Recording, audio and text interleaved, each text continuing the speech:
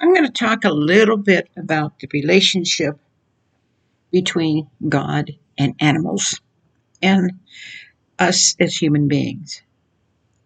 I've owned so many dogs and outlived so many phenomenal dogs. I had a half wolf dog. Ah, that dog was amazing. He understood so much. He would die for you. It, the wolf in him is so completely dedicated to his family that he would die for you. And he was in the beginning very difficult to train because even to potty train him, his natural abilities would start working and they would come out and it was just, he had to really work on never doing that. he uh, he was very protective. He would go out in the woods with my daughter when she would be on horseback, and he would run with her as she would ride full speed on some of her champion horses, her barrel racing horses. And she he did that till he couldn't take it anymore. I remember the last day he did it, and he came home and his tongue was hanging out, his legs were spread, and he was done. That was the last time he went out, and he knew it because he had just gotten too old. He died about the age of 15, and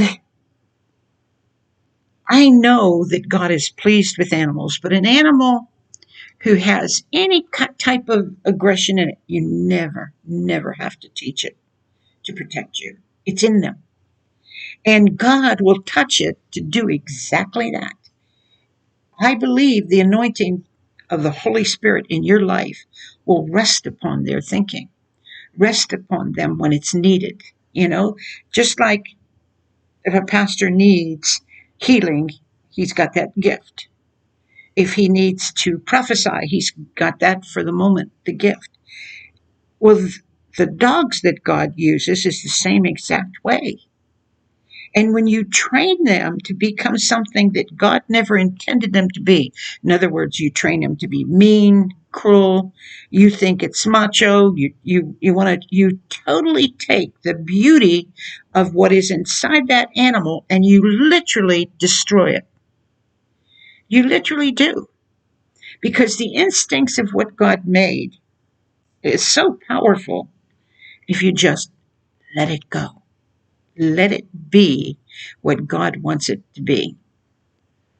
And that's what I did with my half wolf dog. And I had a show quality, and I kept that animal, that big fluffy animal, in show condition. And it was an Old English sheepdog. I also owned two Dobermans, and the one was given to me was he had a brain tumor. He had a brain tumor, and he was near an idiot.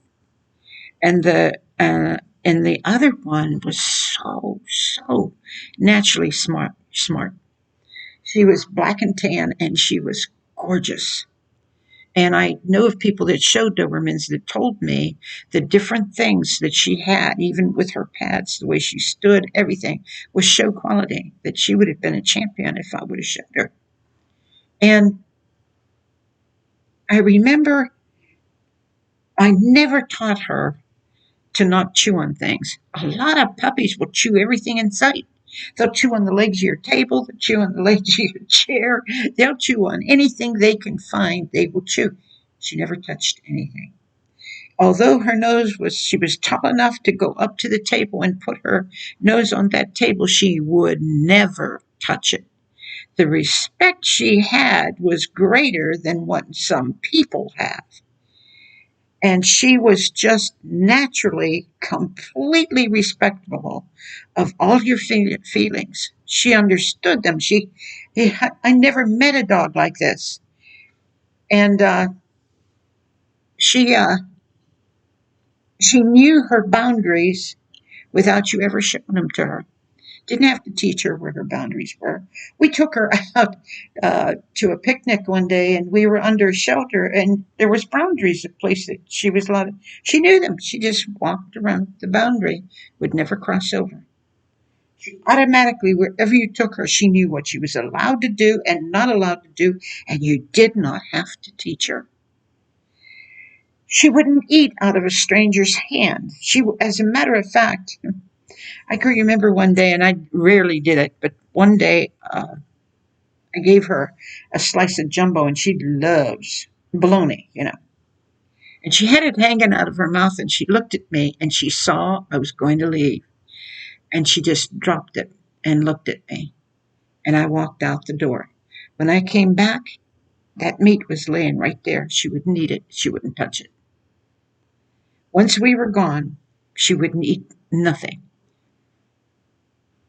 And when I came back in, I would pet her and greet her and do everything. After that session with her of just loving on her, then she would go eat her treat. That was fine with her. I went to a reunion of like 250 people were there. She knew every one of them. She knew the smell of the family. And she was not aggressive in a tiny bit with anybody. And so many people wanted to just touch her because they were terrified of Dobermans. They heard so many bad stories. And when they found out they could pet her and touch her, and she would love on them, believe me.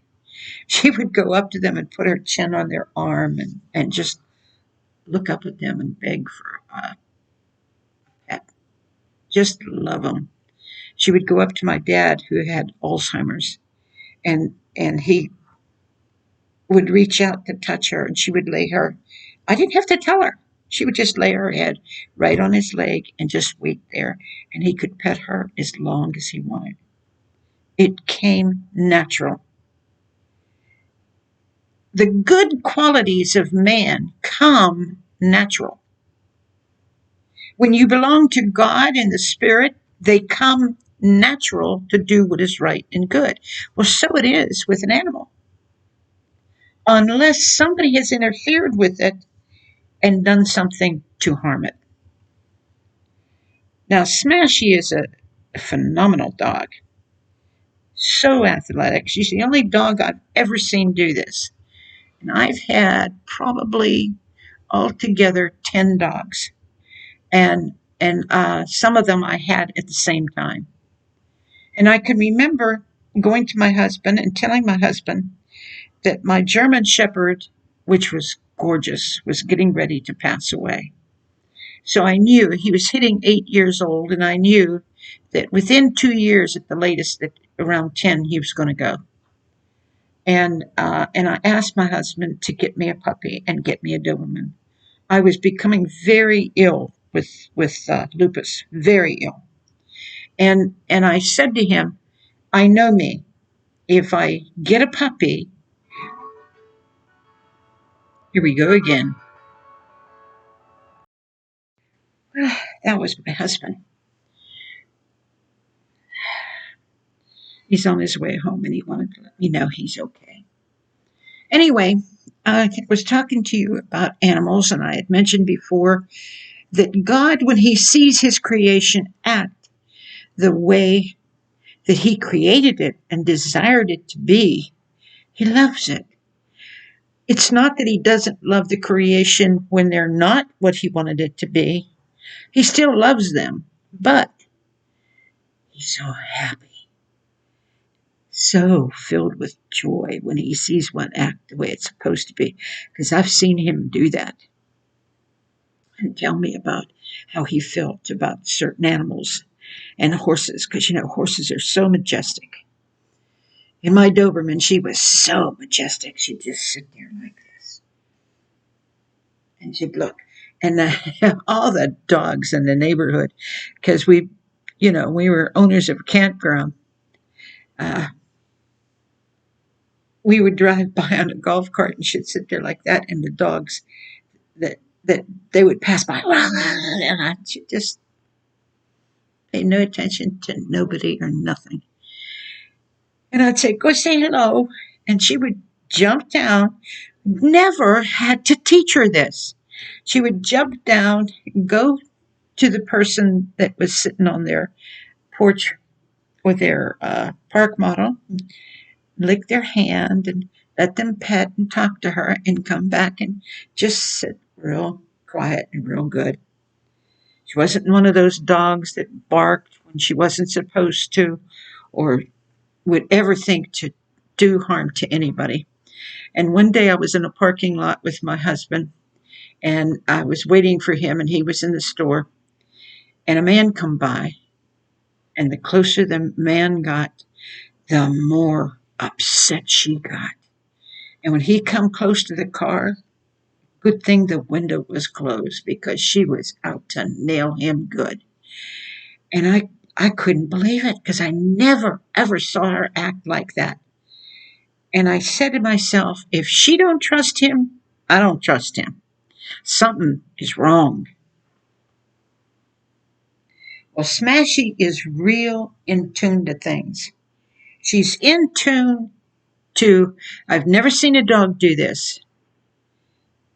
She will sit there, and while you're petting her, the whole time, you could be there for 2 hours with your hand on her, petting her. And the whole time she'll be looking you right in the eyes with love. She'll just be looking at you, just loving on you with her eyes. Never saw a dog do that. Never. She's just so smart and so wise in all of her ways that I know that it's God's hand on her. And like I said, she's so agile that it's just unbelievable. Here is Smashy. She jumps. When she jumps way up higher than she needs to, and she lands on her back feet. She doesn't reach up to something with her paws and then pick herself up with her back feet. She jumps up and lands on her back feet.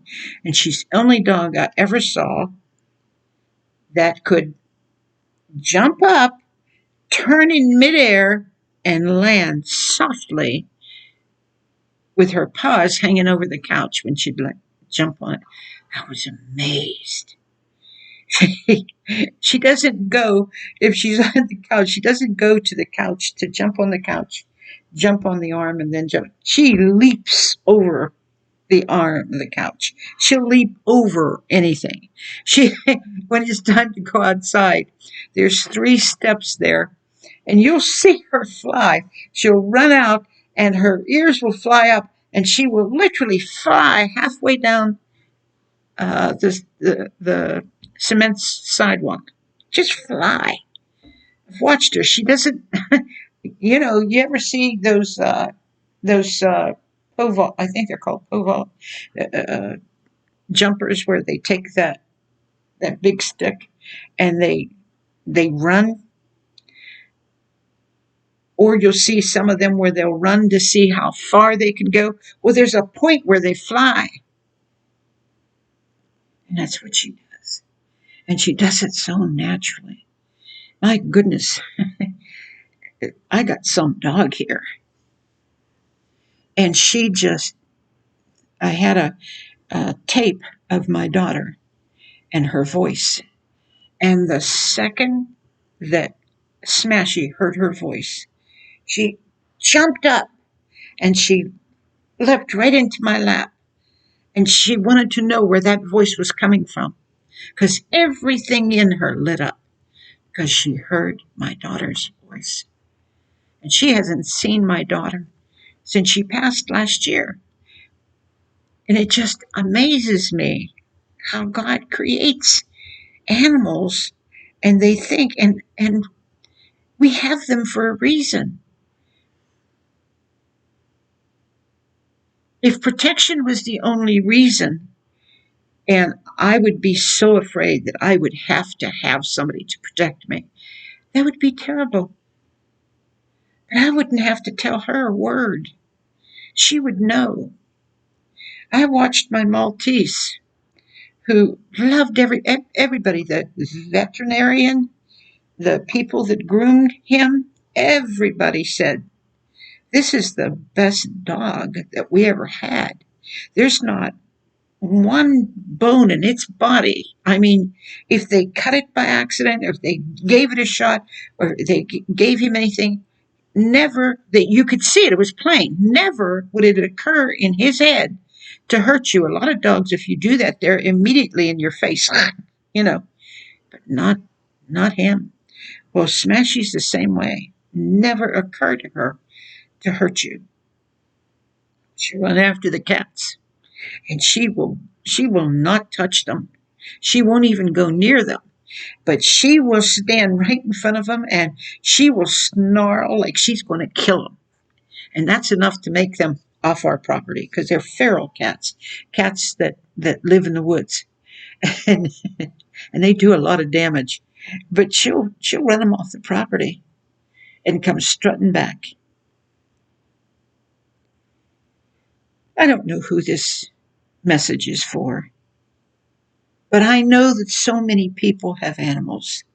And to you, you might think that it's unimportant to God. Me, I was so blessed to have horses.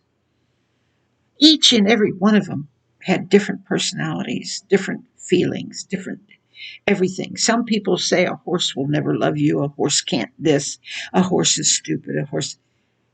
I don't know. My daughter had one horse that if you went up to it and its nostrils were there, she would breathe your breath. I love every minute of it.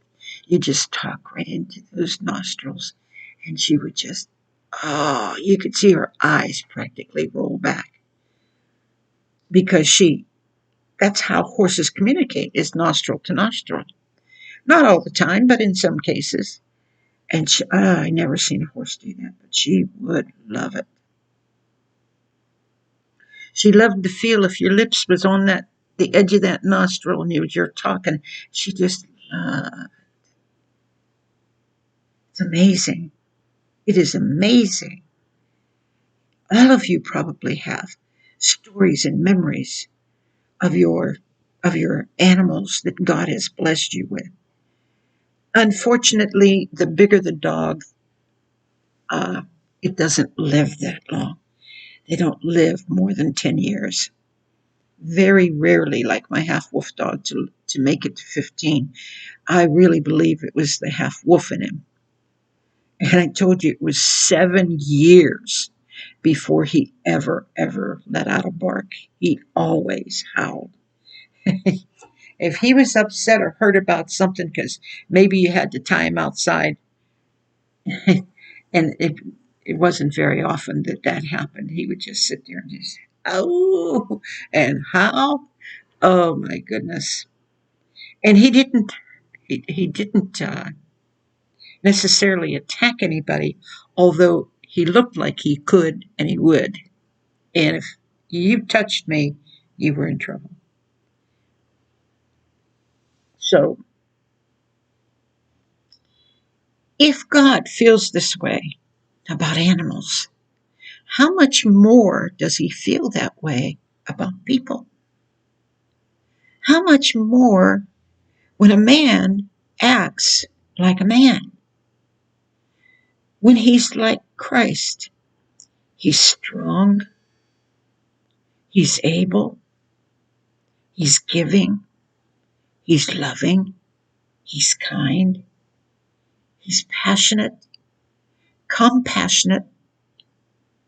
When a woman is nurturing and sweet and kind, generous with all of her feelings towards her family and her friends, you know, those things are so pleasing to God. That's why the fruits of the Spirit are so important. He tells you plainly in his word what the fruits of the Spirit are. And this is how you know that the living God is within you. Because when it comes natural, it never occurs to you, like my little Ricky, never occurred to him. Not one time, no matter what you did to him, it never entered into his mind to retaliate or hurt you. And those veterinarians will tell you they're taking on the household personality. Smashy has such a timid, sensitive spirit, a sensitive feeling and understanding and emotions that if someone would come and they would raise their voice or they would ever, she'll leave the room. She'll literally leave the room. I'm talking about uh, relatives or whatever, if they get into a heated argument or stuff, she will not, she cannot bear to be there. She doesn't want to be around them. And she will literally go by herself and lay there. She doesn't want any parts of it. That amazes me about her. She is so devoted, dedicated, but she is so independent. I've never seen a dog do this. She will place herself in such a way, she wants to be with him and she wants to be with me. So if I'm in the bedroom and he's in the living room, she will be with me for a while, then run and jump on his lap and stay with him for a while, then run down and jump over here and stay with me. But when she can't handle the back and forth, then she will lay right between us. She will lay on the couch between his chair and my room. And when you leave her alone in the house, oh, she's a watchdog over everything. She loves to sit where the Venetian blinds are open, where she can see the whole neighborhood. She can see everything around her. And oftentimes I leave the windows open so she can literally be right there and see everything.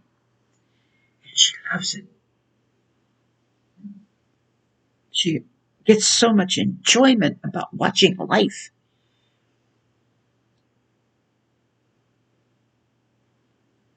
I'm not comparing human beings to dogs or to animals. Like I said, we've met some crazy horses, but it's usually what someone else has done to them, or it comes out of their bloodlines, just like it comes out of your generations. It comes out of theirs. And that's why we work very hard to buy nothing but the best. If we put our money into an animal, we wanted the best. And my daughter and my husband, oh, they knew bloodlines, and it's so much. And they understood the personalities. They understood. It just was amazing. Me, I wasn't in on those conversations because I don't know nothing about them. I was too busy ministering while they were busy doing whatever business he was helping her with horses. I guess you can tell I'm missing her, but I'm not grieving. When I faced the first year of her being gone, it's not as bad now. It's like I made it through. It's like you make it through a Christmas, or you make it through a Thanksgiving, or a Mother's Day was hard for me.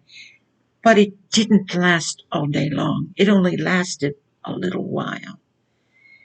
But I think grieving is good for you. You know, when you're at the bedside of somebody who is dying, you have to be strong in a sense for them to feel that peace. They need to feel that peace. Because if you're all upset, they're all upset. It's not a pretense that you can pretend. They'll feel it. Oh, they might not tell you, but they will feel it. Because there you are trying to figure out what to do. You have no business really being there if you don't know what to do. You've got to be in prayer to know what to do before you get there. Always be ready to answer, because you don't know how God's going to use you. And I'll never forget my grandmother. And I told you that when she left, I saw Jesus standing right there. And I saw tears coming out of his eyes. because she had endured excruciating pain. When she turned her life over, and I told you she was a voodoo witch. She was a mean, ornery old woman. But the doctors had said that she should have been a missionary because they knew the pain she was under. And when they walked through that door, she was so kind and so sweet in spite of everything. And they knew it was gone. And they knew, and they said, we know it's all coming from God in you. We know that. That when you're there, she's up and she's able. But I remember so clearly how wonderful, I mean, wonderful it is to have such forgiveness in your heart that you could hold a soul in your hand that tried to kill you as a child and not have one thought enter into your mind about that incident or anything. Not one thought. You only see that person's love and need for Jesus Christ. That's all you see. If you go near someone and you want to see them saved, that's the way you have to be. And oh my goodness, in the beginning, when I first started taking care of her, she would just literally grab a hold of my arm and just pull me. Just pull on me like this. Just pull me. And just grab me and try to.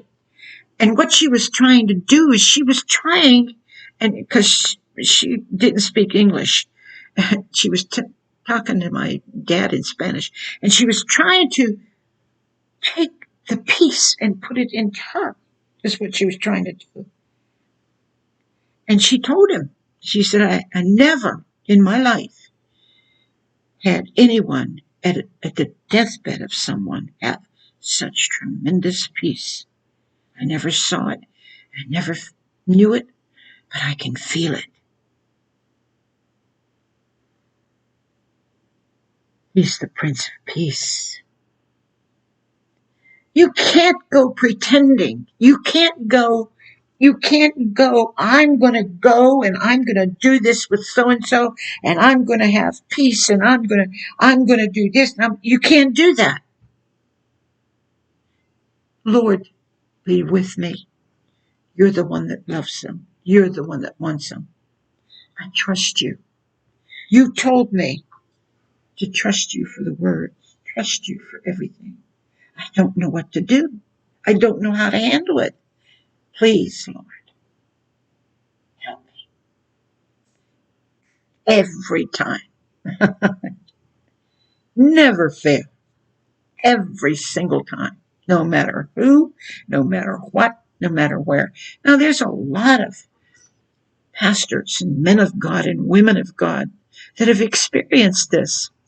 I don't know if they know the joy of it, the value of it, the value of who they are to do this. Wow. What a tremendous call. What a tremendous power of God to reach a soul.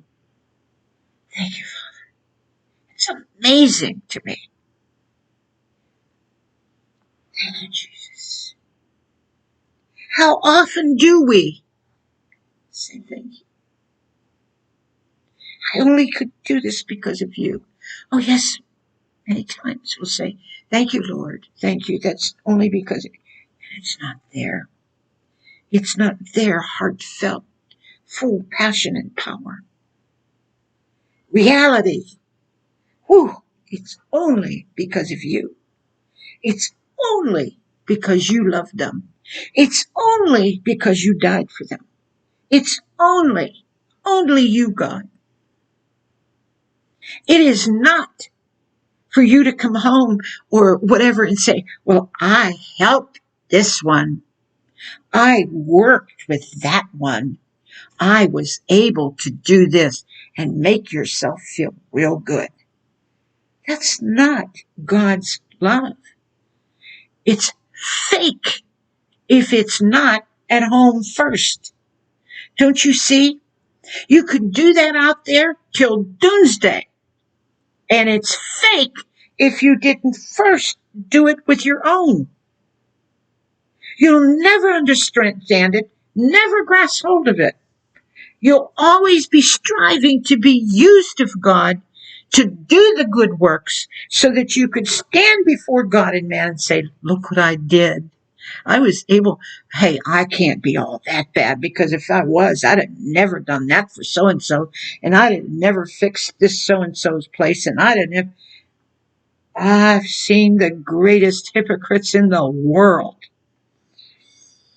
do things in front of people that cost a lot of money, do things for the poor and buying them kids' bikes and they were the rottenest, meanest, cruelest people you ever want to meet. They were so nasty with their gossiping mouths in trying to hurt someone because they didn't believe like them. I've met them, I've seen them, I watched them in action. How pleased do you think God is with that? That is called hypocrite. Rotten swears constantly every day to his wife and treats her like a piece of dirt. And then goes out and does everything for every woman in the neighborhood. But he's so and so. He's something. You always see him in all the organizations and all the things. You always will see him active. But when he hits that house, she's garbage. Don't you see? If that's inside of you, it's easily remedied. You're not told it so you could feel bad. This isn't spoken so that you could cry. Godly sorrow leads to repentance. It's said and brought out into the open and brought out into the light so you can look at it and say, Lord, am I doing that? If that's me, forgive me and lead me to repentance so that I may be everything that you want me to be. Because the purpose of life is to be everything that he wants you to be so that he could use you with those that need you desperately. They need Jesus Christ in you if you let him live. But when you don't let him live and you've got nothing else but self, what do you have? Your little doggy or your big one. Oh, you can love on it. But that one that's out there that's being abused and hurt, that other one over here, it's just like children. Oh, you could love your own, just even your grandchildren. But that baby over there that's being ripped apart, being mutilated. They had in Congress a description where a woman put out a video of how they described that they mutilate a little girl so she can't have sex. Mutilate her. They literally mutilate her just so she can't have sex, but they change the gender. How they have to take different parts of her body, and she's a baby. And you say, how much do you care? Are you in prayer? Do you pray, don't let that happen today? Do you pray, Lord, diminish this power? Stop it from happening. You know, exposing it is not enough because people won't believe it. They'll see it, they'll hear it, but they've been desensitized by the media who protects it. And this is where the sickies really live. Those that get angry that it's exposed. Those that will fight. What are they protecting and why? Do you know that evil could never be protected if you weren't doing evil in some way. Oh, the ones that look so nice, they look so right. Oh, well, this one changed from being a man to a woman. And because of that change, I mean, that's just absolutely wonderful. How much compassion can she have or he have? I don't know what to call them. I don't know which one was done. If it went this way or that way, I don't know. How much compassion can you have on doing this to a baby when you think it's so right because it was done with you? You can't do that. You make a choice, life altering, mentally, emotionally, physically, in every single way, and then force it on a baby. And you call yourself a mother. You call yourself a father. And you think God's leadership is on you. Somebody has lied to you. Somebody has gone against the word of God and told you there are more than two. And you know how a lot of times that starts because it is a great state of confusion. Confusion is you don't know what to do with your feelings and your emotions.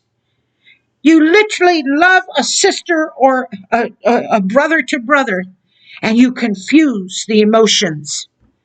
Why? Because you had nothing inside of you for God. And if you entangle in that, you're entangling into the confusion and you forget what goes where, the natural law. You forget that certain parts of your body are supposed to, everybody, no matter who you are, I don't care if you've never met another human being, you know what to do with your body naturally.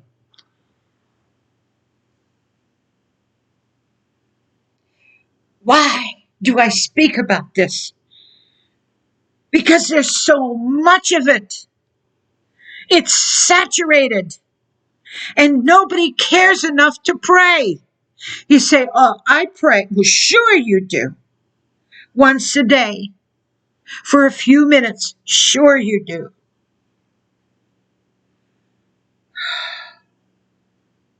But when Jesus Christ is inside of you, he has the agony of it. He has the pain of it. And he cries to God the Father, stop this. Intervene, Lord. I don't mean for you to pick up something and go stop it. You can't. I mean for you to pray. I mean for you to love enough to pray. Because if there was enough people in this nation praying for God to stop it, you would see things change.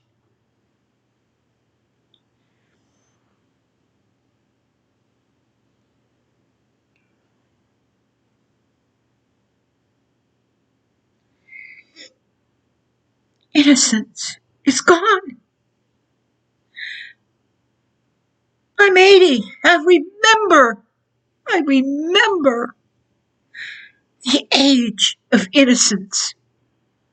Oh, yes, you had your monsters. One here, maybe one there. Out of thousands, you had your monsters. I also saw people that you were able to reach, lead to repentance, not people who had been saturated, so saturated with it, they can't even tell if they can or can't.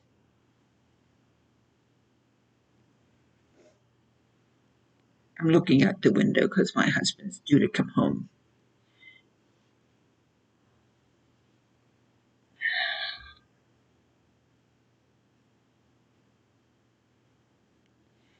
cry out to him.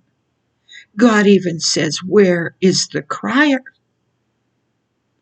Where is the one that knows that this is so bad?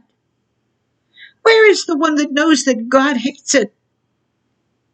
Where is the one that trusts God to change it? If you're praying for punishment, if you're praying to hurt somebody, if you're praying to destroy somebody, you're in the wrong pew. You have to pray for deliverance of evil, for God's will to be done. Hatred is not in heaven. It doesn't exist. Sin does not exist in heaven. And the only thing that God hates is sin. And it doesn't exist in heaven. Thy will be done on earth as it is in heaven. Ask yourself a question. If Jesus Christ himself said, there is no marriage or giving in marriage, we are going to be like the angels, which is no gender. Why would God change his creation here? Why would God lead people to believe there's more than two when he created only two from the beginning? And all the rest is, I feel this way, I think that way. All the rest is opinion, and you have it fed daily. Opinions are fed daily through the media. Opinions are fed daily through Hollywood and places like that. Opinions. But reality, when it comes out, everybody fights it. When it comes out and exposes the truth, everybody hates it. The man that made a movie about these things, he doesn't believe anything like me. His doctrine of his belief is different. But I know what's real when I hear him talk. When I see him, I know that love is God.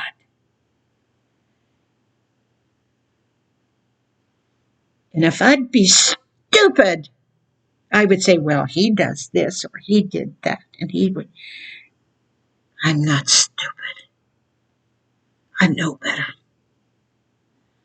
If I'm stupid, I would say, well, that man had a conversation in the locker room. And this young lady, she said he did. If you don't realize that people do get their past under the blood, your past will never be under the blood.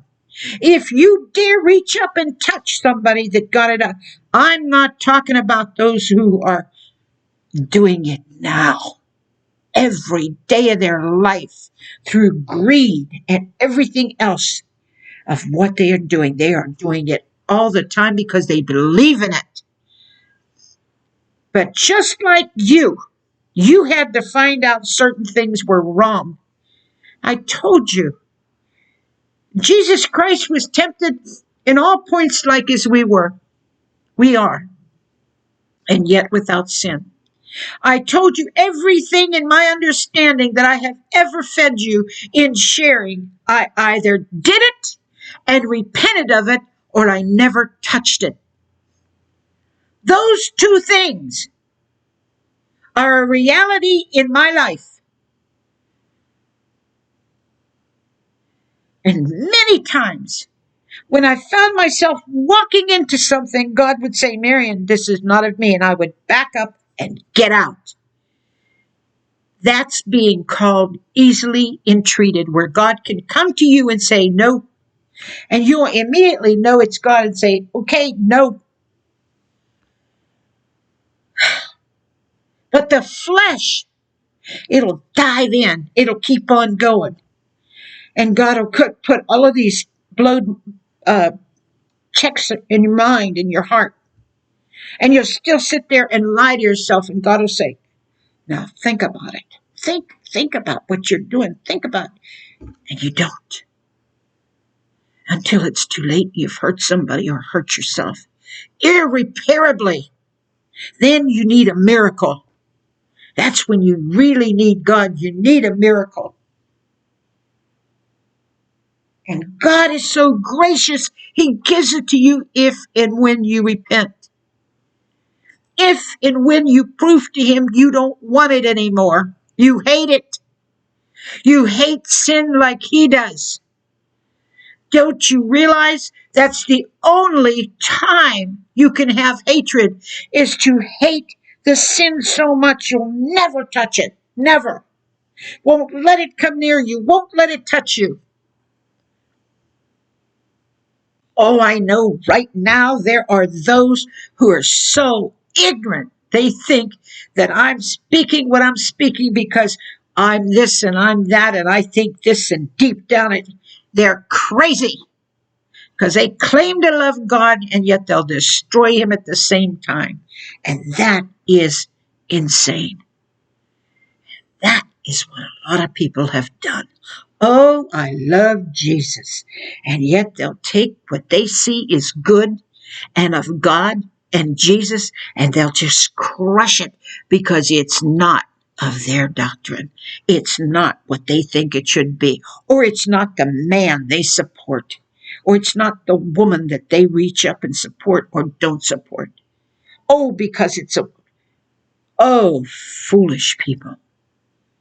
Your mind and heart is on the wrong things. When will you grow up? And will you have the power to repent when you're ready?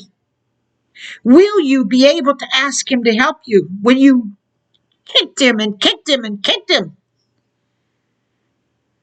He said, I will not always strive with man. He meant it. He proved it when the flood came. He will not always strive with man. Come unto me now.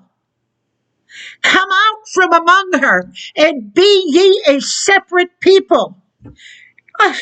It's not a form of godliness. Well, I just praise the Lord all day long. Wow, you do devilish things. While you engage in devilish ways. While you're with devilish agreements and organizations. But I just got baptized. My pastor said, everything is all right with me and God. While you are hating other races, while you are hating the generations, while you are hating, you are filled with evil and hatred, and you're claiming God is like that, and He's not. God never hated His creation. Never, and He never will. He hates the sin. He hates where you go. He hates what you do when you do that evil, but He never hated you. So why would He lift you up to destroy someone else? Why would He give you power to take from someone else and destroy them because poor you were hurt?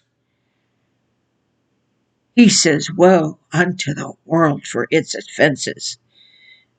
But He says, vengeance is mine, saith the Lord. What gall you have to not be humble enough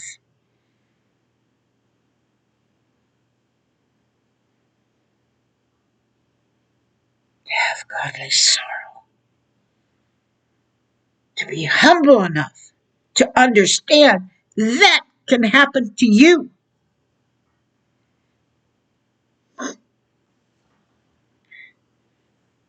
Oh, but you're so great, you'll never fall. You'll never see this, you'll never see. You think that? You may already be in it.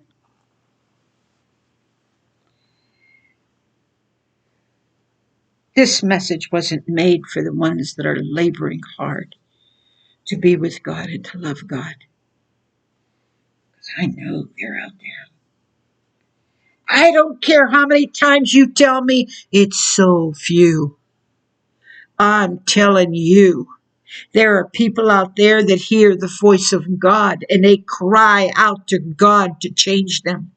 And they won't quit until God transforms them into the image of His Son. That may take a while, but it is worth your